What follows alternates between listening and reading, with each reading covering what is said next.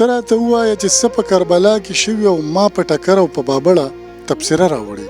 بابړه د پښتنو په تاریخ کې هغه مهم نوم دی چې پښتانه د خپلې کربلا سره نسبت کوي. ته راته ووایه چې څه په کربلا کې شوي ما په ټکر او په بابړه تبصره راوړې.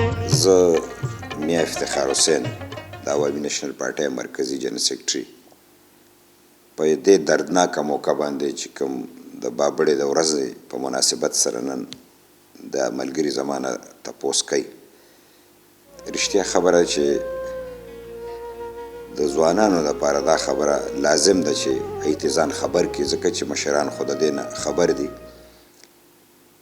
دا د بابړې د ورځې کوم چې زمونږه غونډه وه نو دا د دې دپاره وه چې یو خو د ډاکټر خان صاحب حکومت د کانګرس حکومت په خیبر پښتونخوا کې د غیر عیني طریقې سره چې کوم دی نو ختم کړی شوی، او بل دا چې زمونږه د خدای خدمتګارو باچا خان او د باچا خان ملګري دا ټول چې کوم دی نو ګرفتارو.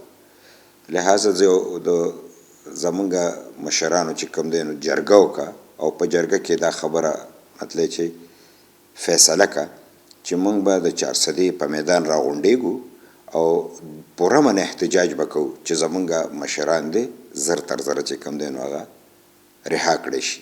دا د 12 اګست خبره زه کوم چې د پاکستان د جوړېدو په کال پوره کېدو کې لا 2 ورځې پاتې وي، او په دې بنیاد باندې په هغوی باندې حکومت چې د هغه وخت اسلحه وه سټینګن او د مختلف اصلي ټوپکې نیغ په نیغه چې کوم دی نو په دوی باندې ډزې وکړي. تقریبا څه د پاسه 600 کسان زموږ چې کوم دی نو شهیدان شو. دا د پښتنو لومبۍ کربلا ده او په حقیقت کې چې کوم دی د اسلام په حساب سره دویمه کربلا ده، کربلا ثانی.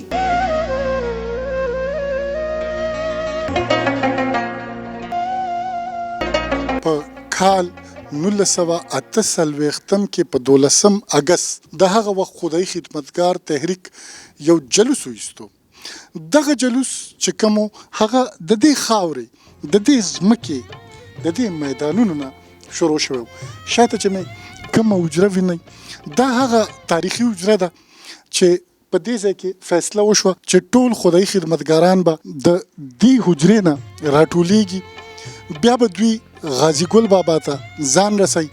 هلته به د پیښور صوابۍ مردان نوخار خدای خدمتګاران هم راټولیږي او دوی به بیا د دغه زیاتي خلاف یو لاریون کوي. راځئ نن مو د دغه ټول تاریخ نه خبرو، دغه ټول مهم مقامات درته ښایو. خو اول شروع د دې تاریخي حجرې نه چې هغه کوم حالاتو څنګه وختو چې خلک د دې ځای نه روانېدل. اګزیکټلی دا هغه ځای دی چې تاسو پکې ولاړئ موږ سره. دې کې اوس پارټیشن شوی دی که نه، دا مسلسل تر د هغه ځای پورې چې دی نو همدا حجره وه او باچا خان چې به کله ته دې حجرې نه وه ته دې ځای ته به خلک راغونډېدل او دې ځای نه بیا تلل هغې بابا صاحب دغه پورې مقبرې پورې به تلل. دا سفروجي او دا جومات کې به میلمانو ټوپۍ صحابه خلک په ټول راتلو، موږ به ډوډۍ راغونډولې په هر کور نه 2 ډوډۍ انګولې. دا به جومات کې جمع کېدل او جومات کې به ډوډۍ خوړه او دې حجره کې او دې جومات کې به ناستو. دا دې ځای نه به بیا تلو. سعدالدین بابا وایي چې په دې ځای باندې به سټیج و د دې خدای خدمتګارو جلسې چې به کله کېدلې میټینګونه به کېدل په دې ځای باندې به راټولېدل. مینوالو په بابړه کې د باچا میا دغه لرغونې حجره اوس نشته دی، د هغې په نوسو کې را سره سید اسکر شاه ولاړ دی. دوی نه لږې پوښتنې کوو. مخکې دا چې کچه کوټه وه ډېره غټه، دا 8 مرلې وه، دې کې به کم از کم 40-45 کټونه، لکه زما د یاداستو چې زه اخره کې رالم نو دا 20-25 کټونه خو پکې پراته وو. او تاسو ته دا د مشرانو ویل شوي چې دغه تاریخي حجره ده چې دې کې باچا خان د هغه نورو اهمو تاریخي مشرانو به دې کې ناستې کړي، میټینګونه یې کړي؟ دا خبرې به 24 غنټې موږ دلته د خپلو مشرانو نه اورېدې. نو بیا تاسو دونه تاریخي حجره خوندي ونه ساتله، سنباله مو نه ساتله؟ یاره جي به نوره ټینګېده. دا تقریبا د 19 کالو حجره وه، 19 کالو به چې کوم دیوال به م ټیکه وه هغه به واپس را پرېوته، نو به د دقې وجې م چې کوم دی نو بیا پخه کړه. د پښتنو ټول تاریخي مقامات یادګارونه همداسې په بې قدرۍ کې د منځه ځي چې هغه کله هم د راتلونکو نسلونو دپاره محفوظ نه ساتل کېږي. راځئ د دې نه پس مو بوځمه د غازي ګل بابا مقبرې ته، هغه مقامات درته ښایمه چېرته چې په خدای خدمتګار تحریک باندې ناترسه ګولۍ چلولې وې او هغوی په خپلو وینو کې سره کړي. دا چې تاسو کوم وینئ دا د غازي ګل بابا جومات دی، زما شاته دا چوک دی، دا ټول یو میدانو. په دې باندې دلته د خدای خدمتګار تحریک په کارمندانو ډزې شوې وې. په هغې کې د 600 نه زیات خدای خدمتګاران وژل شوي وو. د دغه پیښو اگر چې عیني شاهدان اوس ډېر کم دي، ډېر خلک وفات شوي دي، که شته هغې کمزوري دي، ضعیف دي، خو بیا هم شته. نوردین بابا را سره ولاړ دی، دی هم د دغه پیښې په عیني شاهدانو کې شامل دی. دې نه لږ د دغه پیښې په پس منظر باندې ځان پوی کوو، دغه تاریخ د دې د خولې نه ورو. دغه وخت کې خدمه عمر چې کوم دی تقریبا 9 سالو چې څنګه جلوس ووتو نو ماشوم خیر ځای ته ځان رسوي که نه، لکه دا زموږ ماشومان چې دي موږ وو خو موږ وروستو په جلوس کې نو موږ تماشه کوله چې دا څه چل دی. څنګه جلوس د بابړې نه را روان شو نو په دې کې موږ سره یو ملنګ ملګری شو چې د هغه سپین ملنګ نوم و.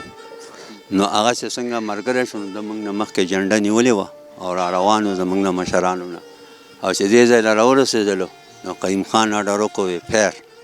نو چې پیر پې څنګه وشو نو خلک دلته ټول ولګېدل، څه زخمیان شو، څه مړه شو. په دې کې زنانه چې کوم دی قرآن شریفونه پکې شهیدان شوي وو، ماشومان پکې شهیدان شوي وو ونه شولې.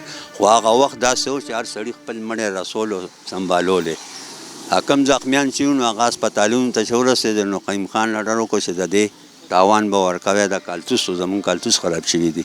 معرفت شاه مې نوم دی، د کندي بالالخیلو. موږ جي دا را روانو جلسې له راغلو، جلوس کې راتلو او سپین ملنګ دا چې یادګار یې وکتل، دا د ټولو نه مخکې و، ټوله ګولۍ په د مخکې وتلېده، باقي زما اوښې و. د دغه د عظیم خان سره یې نوکر و، د ګړی میا دی عظیم خان کلي کې. او هغه ما چې مړ شو نو هغه ما خپل کور ته یووړ. یاره خدای مې نه خطا کوي جي، خو 900 خلک مړو او زخمیان وخوړو، څه پته نه لګېده. دا دی نه دا شاته دا د دارالعلوم لاګه وه او دې کې نان اوبه ولاړې وې چې اوښ به دې ورښکته کړه، د اوښ پکې اوبه نه لګېدې او دې ته یې مړه غورځو. دا جومات نه دی، دا جومات دې کې پوج و، دا دانه دانه ډوګرګان او سره د بوټانو ګرځېدل او پیر یې وکړو. او تاجو نوم یې د سپنجار ولي مور وه، هغه هم لګېدلې وه او هغې بیا د دې مریضانو پټۍ کولې په دې ډاګ.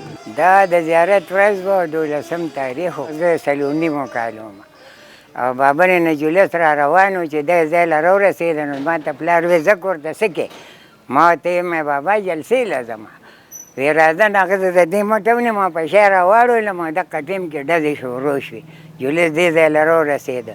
دا هغه میدان د کربلا په حال جړلي، دلته پښتنو د شهادت جامونه څکلي دي، دلته 650 کسان مړه دي.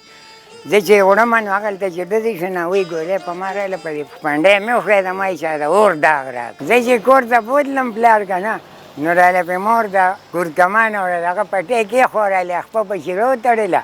زه بیا راغلم، ډزې شروع وې، ښه برابر ډېر یعنې ثوابه خلک هم دار علاقې خلک راغلي وو، په هغې کې ډېر کسان د 650 کسانو، څوک څه دریاب وی یوړل او څوک لو کړل، ناګمانه وی جړل بار انسان. په دې کې یو سپین ملنګ به ورته وي چې هغه په دغه مخامخ کمر باندې دې ځای کې دا یادګار چې جوړ دی، په دې ځای هغه لګېده او دغسې جنډې نیولې وې لاسونو کې او پرېوته نه، اخري کې بس پرېوته.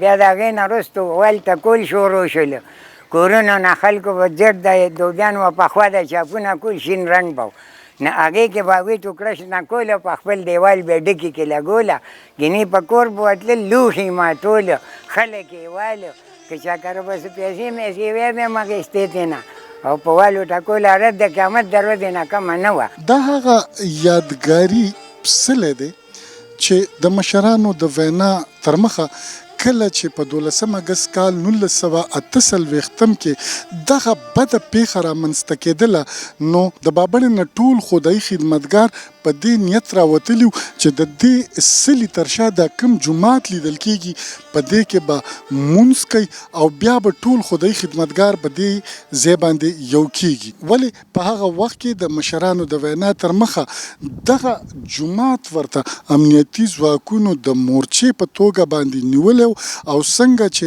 تاسو د یو مشر د خولې نه واورېدل چې کله خدایي خدمتګار د سپین ملنګ د بیرغ په اشاره د یادګاري سلي خواته راورسېده نو د شاته جومات نه پې ډزې شروع شوې او دلته په سوونو خدایي خدمتګار په خپلو وینو کې لکه د چرګوټو وطلقېده او ساګانې ورکې. هر کال اوس په 12 اګست په دې ځای باندې د دې شهیدانو په یاد کې غونډې هم را جوړېږي.